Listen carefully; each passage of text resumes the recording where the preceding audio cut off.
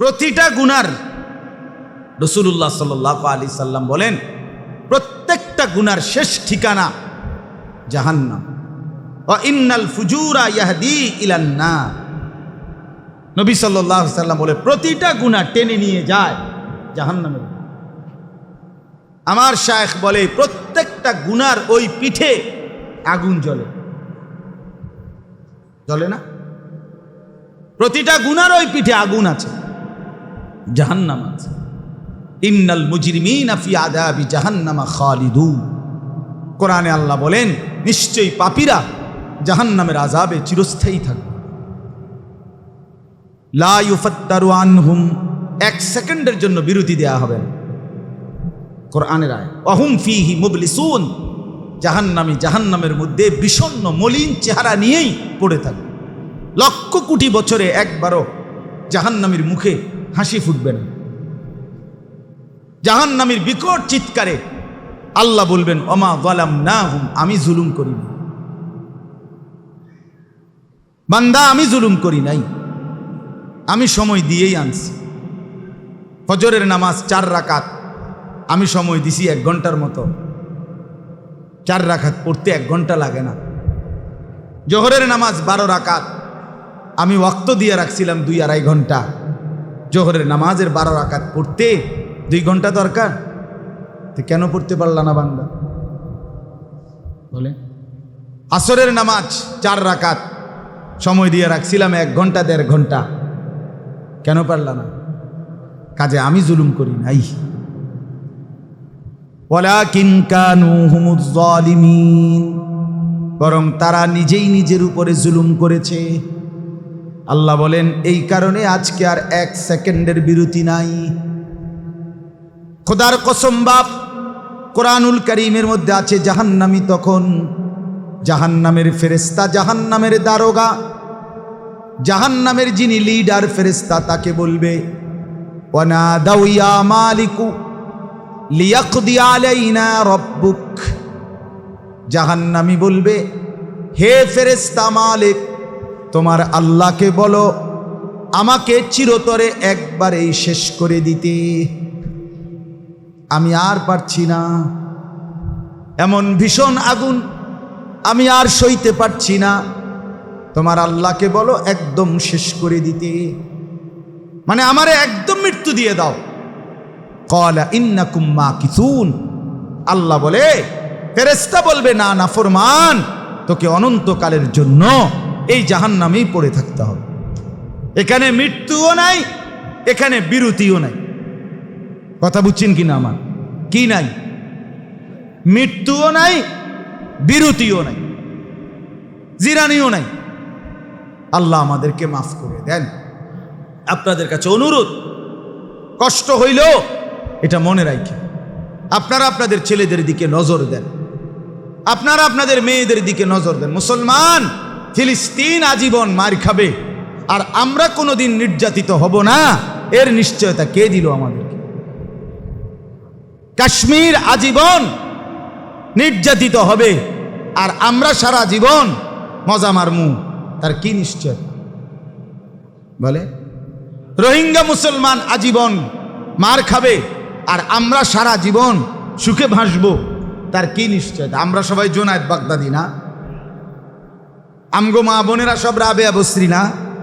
তাইলে তাইলে এই ছেলেরা তোমরা বিশ্বাস করো, মুরব্বীরা হয়তো থাকবে না, বাপদাদা চাচার মুরব্বীদের অধিকাংশ ছিল নামাজি।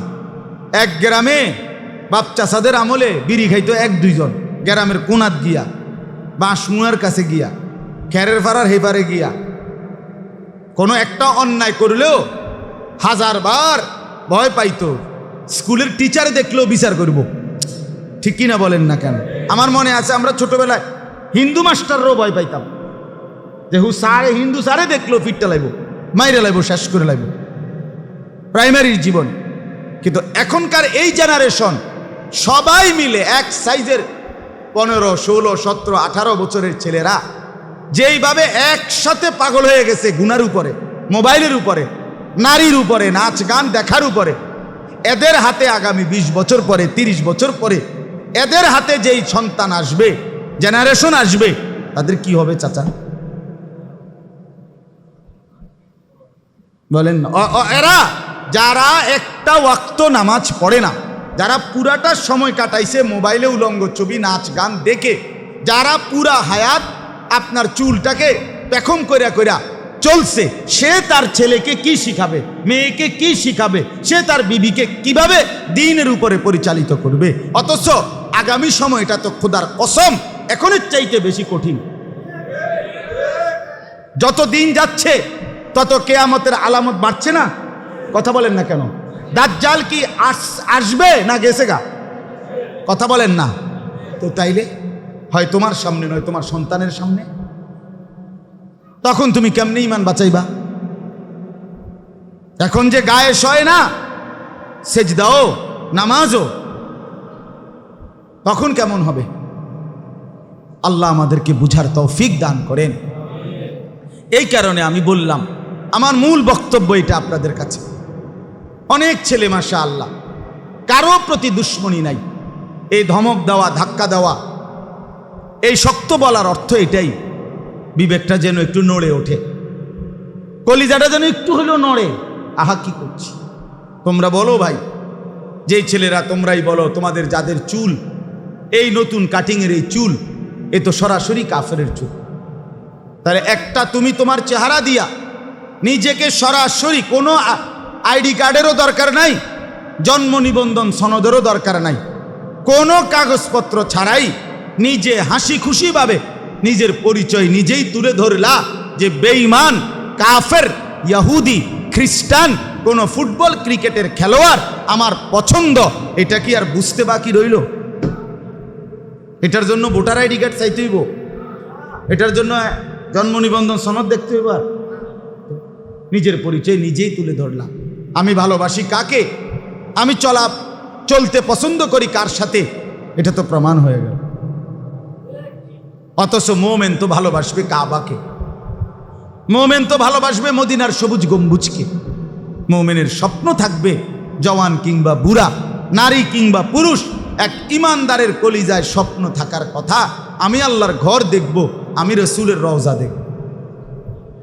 যে দিল আল্লাহর ঘর দেখে নাই, দেখতে চায় না, রসুল্লাহ সাল্লাল্লাহু আলাইহি ওয়াসাল্লামের রওজা দেখতে চায় না, সে চাইলো কি আর দেখলো কি? আমি সব সময় এটা বলি, যে চোখ আল্লাহর ঘর দেখে নাই সে যেন কিছুই দেখে না। যে চোখ মদিনার সবুজ গম্বুজ দেখে নাই, আরে আপনি দেখে কোনো মজাই পান নাই, আপনি জীবনে দেখার কোনো স্বাদই পান না, দেখার কোনো তৃপ্তিই মিলে না। আল্লাহ তাআলা কাবাকে এতটা মর্যাদাপূর্ণ বানাইছে, এতটা মর্যাদাপূর্ণ। আপনাদের সামনে আমি এই আয়াতটুকুর তর্জমা বলি, তাইলেই আমার কথা শেষ। মূলত এই মুহূর্তে হজ্জের মাস, এই জন্য প্রত্যেক দিন কম বেশি একটু হলেও হজ এই প্রসঙ্গটা নিয়ে বলি, কারণ এখন হজ্জের মৌসুম। প্রতিদিন আল্লাহর বান্দারা, প্রতিদিন ফ্লাইট হচ্ছে, ঠিক কিনা বলেন? সারা পৃথিবী থেকে আল্লাহর বান্দারা আল্লাহর ঘরের দিকে পাগল পারা হয়ে ছুটছে। এই মুহূর্তে লক্ষ লক্ষ হাজি সারা পৃথিবীর আল্লাহর ঘরের চারদিকে ঘুরতেছে। সুবহানাল্লাহ, এটা কি পরিমাণ আকর্ষণীয়, কি পরিমাণ মজাদার, কি পরিমাণ তৃপ্তিদায়ক, কসম আল্লাহর শব্দ দিয়ে বোঝানো যাবে না, কেউ পারবে না। কাবা দেখতে কেমন, ঘুরতে কেমন, কাবার গিলাফ ছুঁইতে কেমন, হাজরে আসওয়াদ ধরতে কেমন, কাবার দরজায় দাঁড়াইলে কেমন, জমজম পান করলে কেমন, সাফা মারোয়ায় দৌড়লে কেমন, এটা কখনোই কেউ শুধু শব্দ দিয়া, নিজের বাক্য দিয়া বুঝাইতে পারবে না। এই জন্য আল্লাহ কোরআনে সরাসরি সূরা হজ্জের মধ্যে আছে, আল্লাহ বলেন, যদি কেউ জিজ্ঞেস করে হজ করব কেন, তো আল্লাহ বলে লিয়াশহাদু মানাফিআ লাহুম, সে যেন নিজে আইসা উপকারগুলো দেখে যায়। লিয়াশহাদু মানে হলো সে যেন আইসা দেখে, এটি মুখে কয়ে হইতো না, তুমি আইও, আসলেই দেখবে কাবা কেমন, গিলাফ কেমন, দরজা কেমন, হাজরে আসওয়াদ কেমন, মাকামে ইব্রাহিম কেমন, ঘুরতে কেমন, জমজম কেমন, সাফা কেমন, মারওয়া কেমন, মিনায় কেমন, আরাফায় কেমন, মুজদালিফায় কেমন, পাথর মারতে কেমন, আল্লাহ বলে আসো, আইসা দেখো। লিয়াশহাদু মানাফিআ লাহুম, তুমি এসে দেখো বান্দা, কেন আমি রব্বুল আলামিন এখানে আসতে বলেছি। নামাজ তো তুমি বাড়িতেই পড়ছিলে, যাকাত তো নিজ এলাকায় দিচ্ছিলা, রমজানের রোজা তো তোমার নিজ বাড়িতেই পালন করছিলে, দান সাদকা তো নিজের জায়গায় করছিলা, তাহাজ্জুদ তো তোমার বাড়িতেই পড়া যায়, জিকির তো যেই কোনোখানে করা যায়। কিন্তু আমি আল্লাহ একটা কেবল বন্দিগি, হজটাকে আমি আল্লাহ এইখানে কেন সবাইকে আনতে চাচ্ছি, কেন আমার ঘরের কাছে আনলাম, কেন চাইলাম। আল্লাহ বলেন ইন্না আউয়ালা বাইতিন, আল্লাহ তাআলা কাবার কতগুলো বৈশিষ্ট্য বলেছেন এখানে। এক নম্বরে, কেন কাবা ঘরের কাছে বান্দা তোমাদেরকে ডেকে আনলাম হজের জন্য। সারা পৃথিবী থেকে 7 লাখ 10 লাখ এতটা রৌদ্র এত কষ্ট করে আমি আল্লাহ কেন আনলাম শুনো। আল্লাহ বলেন এক নম্বরে কাবা আউয়ালা বাইতিন, এই জমিনের মধ্যে প্রথম ঘর। সুবহানাল্লাহ, এটা জমিনের প্রথম ঘর, এটা জমিনের প্রথম ঘর। আমার এক বন্ধু আছে বরুড়ার, হয়ে আমারে কইতেছে একদিন দুষ্টামি করে যে পৃথিবীর প্রথম মাটি আমগো বরুড়া। আমি বললাম আপনি এটা যদি সুন্দর করে কইতেন পারেন কোনো মোবাইলে ঠিক মতো, এটা যদি একবার দেওয়া যায় মোবাইলে দেখবেন, আর নিচে আপনার নম্বরটা দেওয়া যায়, আর আপনি হতন লাগতো না। আপনি এই মোবাইল রিসিভ করতে করতেই আপনার জান শেষ হয়ে যাবে যে ভাই কোনান দিয়ে মাটিটা। ঠিক কিনা বলেন না কেন?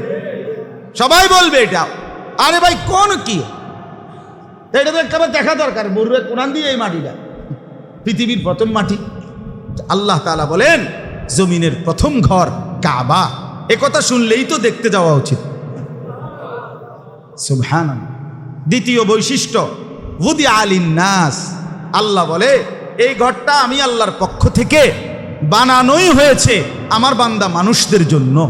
সুবহানাল্লাহ, মানুষের জন্যই আমি বানাইছি, মানুষের জন্য। তার কাছে মানুষ আসবে এটাই স্বাভাবিক, আসতে মন চাইবে, আমি দিলের কাশিস আকর্ষণ রাখবই এই ঘরের প্রতি, কারণ আমি এটা বানাইছি মানুষের জন্য। 3 নাম্বার লাল্লাযী বিবাক্কা, কাবার বৈশিষ্ট্য এটা শুধুই কেবল মক্কাতেই অবস্থিত। কোথায়? অন্য কোনো জায়গায় এর চাইতে দামি মরমর পাথর দিয়েও যদি ঘর বানাও, আরো অত্যাধুনিক গিলাফও যদি লাগাও হবে না।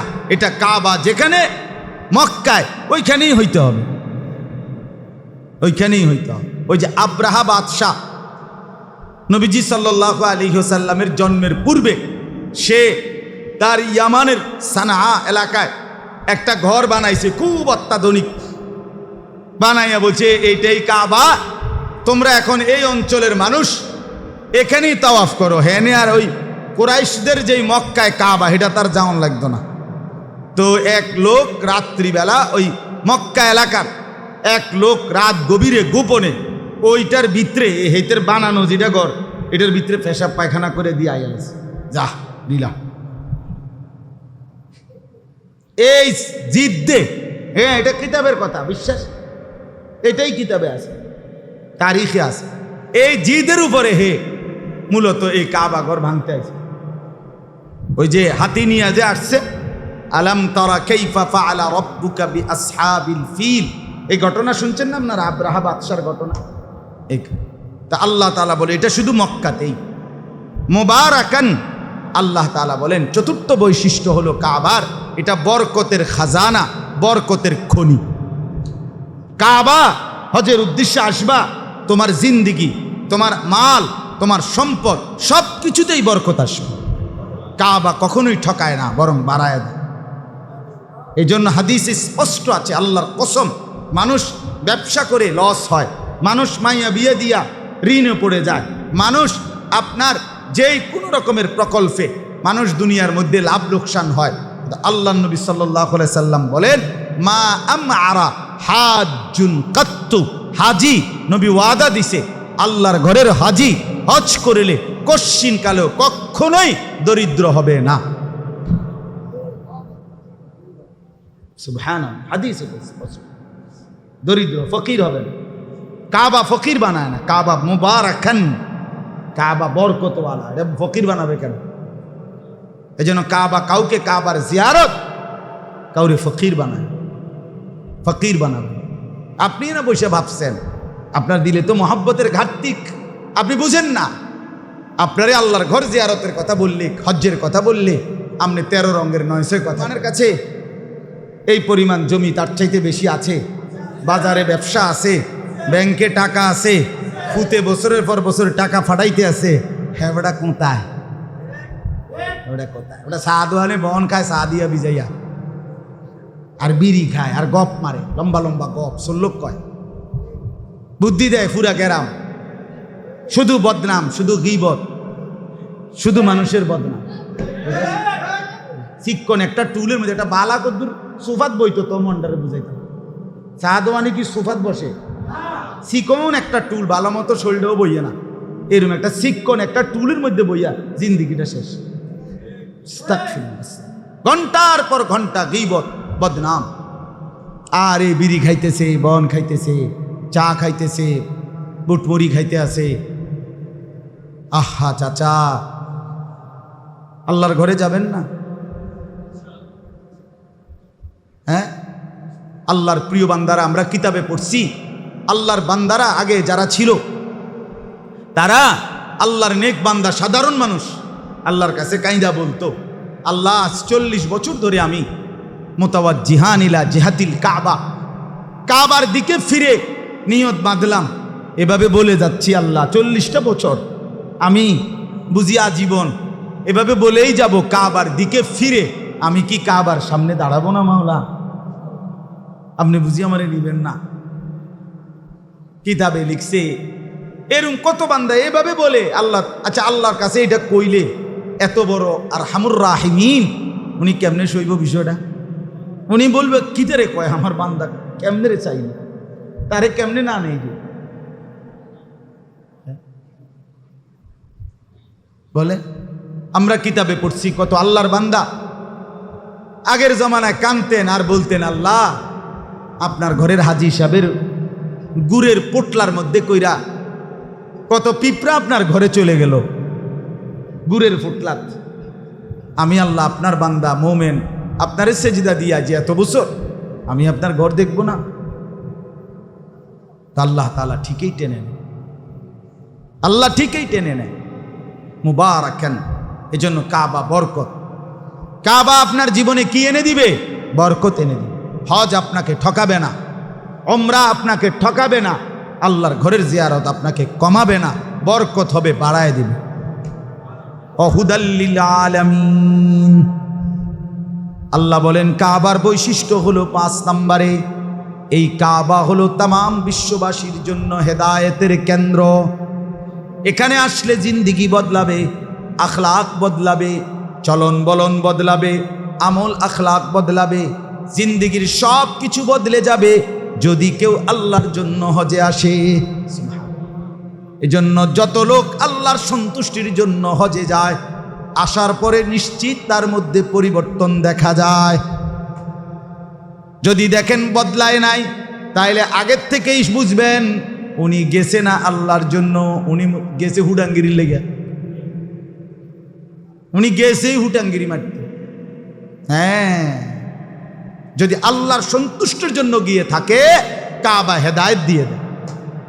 কাবা কি দিয়ে দেয় বলেন না? পরিবর্তন করে দেয়, বদলে দেয়, মানুষ বদলে দেয়। আলহামদুলিল্লাহ, আমরা অসংখ্য মানুষ জীবনে দেখছি আল্লাহর ঘরের হজ করে জীবনের তরে গুনার রাস্তা ছেড়ে দিয়ে ঈমান আমলের জিন্দিগি ধরে ফেলছে। কাবা হেদায়েত দেয়।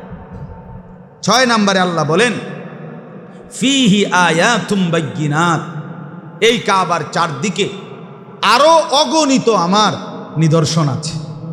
কাবার গিলাফ আমার নিদর্শন, কাবার দরজা আমার নিদর্শন, কাবার পাশে হাজরে আসওয়াদ আমার নিদর্শন, কাবার সাথে হাতিমে কাবা এটা আমার নিদর্শন। কাবার চারদিকে সর্বদিকে বান্দা দেখবা শুধু আমার কুদরত, আমার কুদরত, অগণিত নিদর্শন।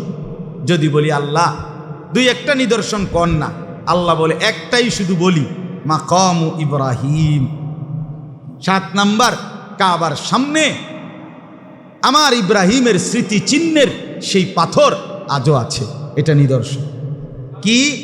ইব্রাহিম আলাইসাল্লাম আল্লাহর কুদরতে কাবা ঘর আল্লাহর হুকুমে পুনরায় সাড়ি দিয়া ওয়াল উঠাইয়া বানাইছিলেন।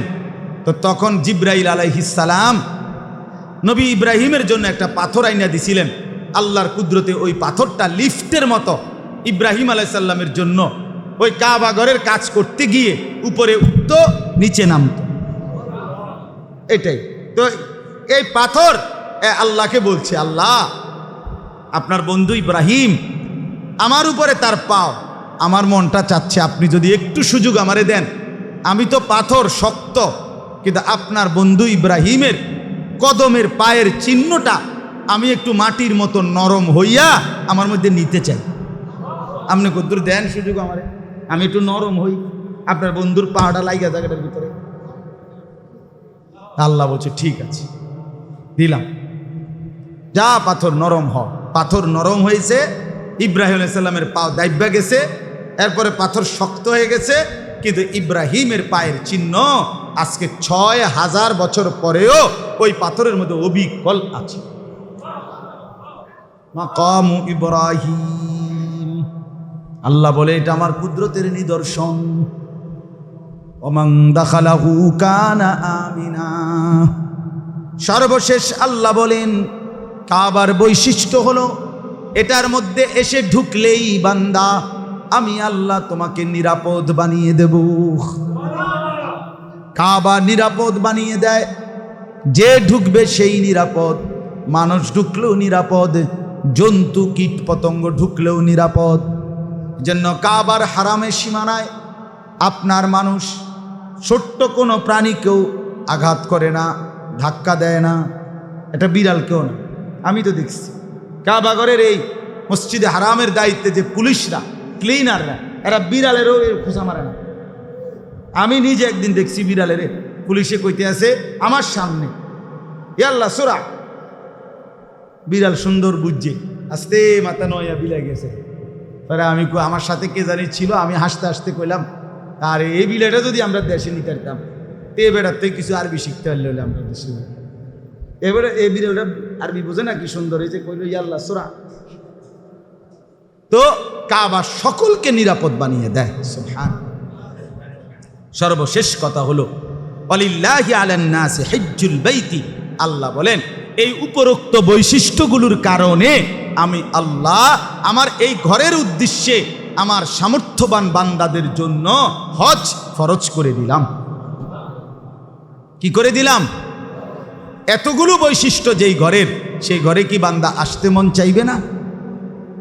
যার দিলে আল্লাহর মহব্বত আছে সে যাবেই, সে যেতে চাইবেই। আল্লাহ বলেন ওমান কাফারা ফা ইন্নাল্লাহা গানিয়্যুন আনিল আলামিন। আল্লাহ বলে যে এত কিছু বলার পরেও যে অস্বীকার করবে, অবজ্ঞা করবে, যে কোনোভাবেই যেতে চাইবে না, আল্লাহ বলে ঠিক আছে নাফরমান বান্দা, আমি গোটা পৃথিবীর মুখাপেক্ষী নই। গোটা পৃথিবীও যদি আমার ঘরে না আসে, আমার ঘর তবুও দামি, আমি আল্লাহও দামি। তুমি আসলে তুমি দামি হবা, আমার ঘর এমনিতেই দামি, না আসলেও দামি, আসলেও দামি। গোটা পৃথিবী সেজদা দিলেও আল্লাহ বাড়ে না, গোটা পৃথিবী নাফরমানি করলেও আল্লাহ কমে না। কথা বোঝেন নাই আমার? আল্লাহকে কেউ বাড়াইতেও পারে না, আল্লাহকে কেউ কমাইতেও পারে। অতএব আমার কথা শেষ, আপনাদের কাছে দুইটা আবেদন করলাম। একটা আবেদন হইল, যেই সমস্ত যুবক ছেলে ভাইয়া তোমরা আছো, আমার ভাই অনুরোধ, তুমি মুসলমান, তুমি ভুলে যেও না। আত্মপরিচয় ভুলে যাওয়া এটা অধপতন। তোমার যদি বিবেক থাকে, কোনো ভালো মানুষের জিগায়ও, যে কেউ নিজের পরিচয় ভুলে যায়, সে জানে না সে কার বাপের সন্তান, সে কোত্থেকে আসছে, সে মার নামও কইতে পারে না, বাপের নামও কইতে পারে না, বংশের নামও কইতে পারে না, জন্মসূত্র কইতে পারে না। এটা কি কোনো ভালো সন্তান? কথা বলেন না কেন? তাহলে আত্মপরিচয় ভুলে যাওয়া এটা অনেক লজ্জার বিষয়। এই জন্য মুসলমান নিজের পরিচয় ভুলে যাওয়া, আমি মুসলমান, আমার চুল এমন হবে কেন? আমি মুসলমান, আমি এক ওয়াক্ত নামাজ পড়ব না কেন? আমি মুসলমান, আমি কোনোদিন ফজরের নামাজ পড়ব না কেন? আমি মুসলমান, আমি সারা রাত উলঙ্গ ছবি দেখব কেন? এটুকু বিবেক অনুভূতি যার নাই, সে নিজের পরিচয় জানে না, সে পরিচয় জানে না, সে আত্মভোলা, সে আপন ভোলা। অতএব এতটা নিজেকে বরবাদ না করি। বাবা মা যারা আছেন, পর্দার আড়ালের মা, আর এখানে যারা অভিভাবক, আপনাদেরকে অনুরোধ করছি, আপনারা আপনাদের স্ত্রী ছেলে মেয়ের প্রতি, তাদের নামাজ ঈমান আমলের প্রতি আরেকটু যত্নবান হন, আরেকটু যত্নবান অনুরোধ করলাম। আর কোনোদিন যদি বলতে নাও পারি, আজই বললাম, আরেকটু যত্নবান হন। বাবারা আমার, শুধুমাত্র কামাই রোজগারি আর মেয়েটার বিয়ে, এতটুকুই ছেলে মেয়ের সফলতা না, বরং তাদের ঈমান আমল, নামাজ, কোরআন, জিকির, তেলাওয়াত, এটাই সফল। আর সর্বশেষ কথা হইল, প্রত্যেকেই নিজ নিজ হিসাব করে আল্লাহর ঘর জিয়ারতের জন্য, হজ্জের জন্য হৃদয়ের আকাঙ্ক্ষা, আশা, আবেগ, মহব্বত, ভালোবাসা তৈরি করেন। দিবানিশি আল্লাহর কাছে বলেন, আল্লাহ আপনার ঘর দেখতে চাই, আপনার ঘর যেতে চাই, কালো গিলাফ ছুঁইতে চাই, সবুজ গম্বুজ মদিনার দেখতে চাই। আল্লাহ তাআলা আমাদেরকে তৌফিক দেন, কবুল করেন। আজকের এই ইসলাহি মজলিসে আল্লাহ তাআলা ভরপুর বরকত দান করেন। আমিন।